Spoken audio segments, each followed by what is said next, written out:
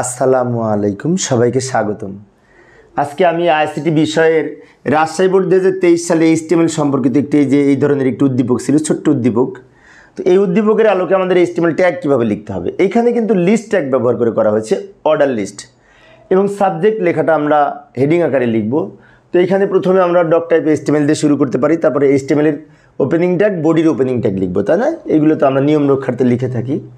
এরপর সাবজেক্টের দুই পাশে আমরা হেডিং ট্যাগ ব্যবহার করব।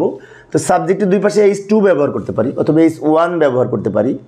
H1 থেকে 6 পর্যন্ত 6 ধরনের হেডিং আছে, তো আমরা H2 ব্যবহার করেছি, ফলে এটি হেডিং আকারে উপস্থাপিত হবে। এরপরে এইটা আমরা অর্ডার লিস্ট ব্যবহার করব, কিন্তু অর্ডার লিস্ট OL ট্যাগ ব্যবহার করে অর্ডার লিস্ট লেখা হয়, তাই না? বাট এইখানে কিন্তু 3 দিয়ে শুরু হয়েছে, সেজন্য আমরা OL এর সাথে একটা স্টার্ট নামে অ্যাট্রিবিউট ব্যবহার করব, যার ভ্যালু হবে 3। এই যে OL স্টার্ট সমান 3। OL হচ্ছে অর্ডার লিস্ট এবং স্টার্ট 3 লিখে দিলাম, যার কারণে 3 থেকে শুরু হবে, 3 থেকে সিরিয়াল হবে। তারপরে ইংলিশে দুই পাশে লিখব LI।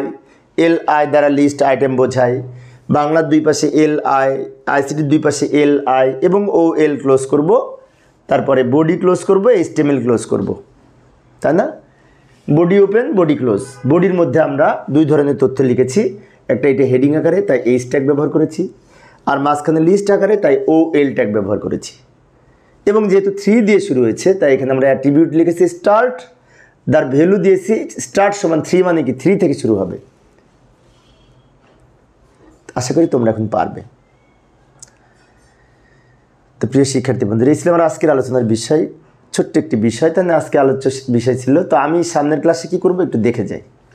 সামনের ক্লাসে যে রাজশাহী বোর্ডে আরও একটি ছোট্ট প্রশ্ন এসেছিল, তো এই তথ্যের আলোকে আমরা HTML ট্যাগ কীভাবে লিখব তা আলোচনা করার চেষ্টা করব। দেখার আমন্ত্রণ রইল। পরিশেষে সবাই ভালো থাকবে এবং সুস্থ থাকবে, এই কামনায় খোদা হাফেজ।